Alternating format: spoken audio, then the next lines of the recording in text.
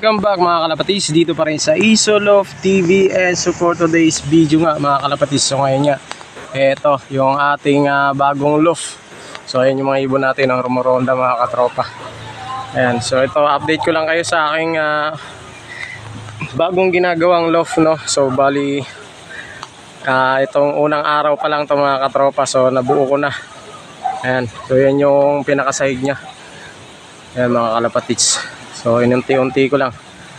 Dito na nakapatong sa ating dirty kitchen mga kalapatids. Ayan. So pahinga na tayo, bukas naman mga katropa.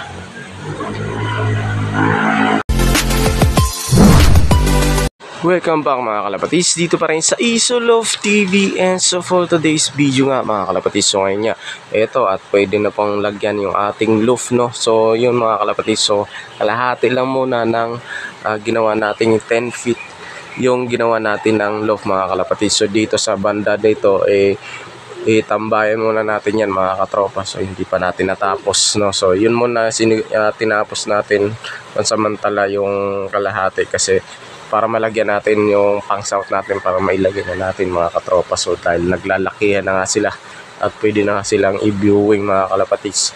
So yung kanilang bilaran hindi pa na natin natapos mga tropa. So unti-unti lang muna. So yan lang muna yung update natin sa ating loft mga katropa. Hindi pwede na tayong maglagay ng YB mga tropa.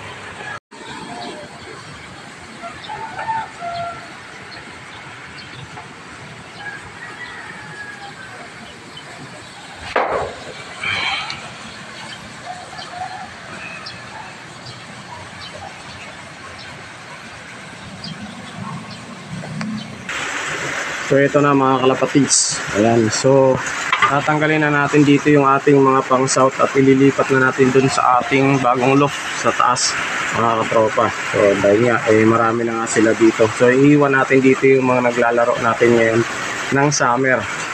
So itong mga bago natin, mga bagong pangwalay ay i-viewing na natin dun sa bagong loft. Ito na mga kalapatis. Ayan, nandito na sa taas. Yun na.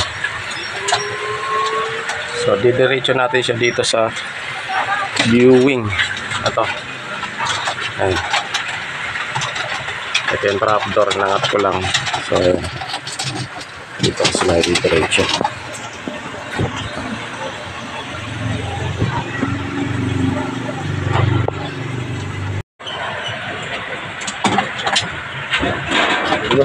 Labas.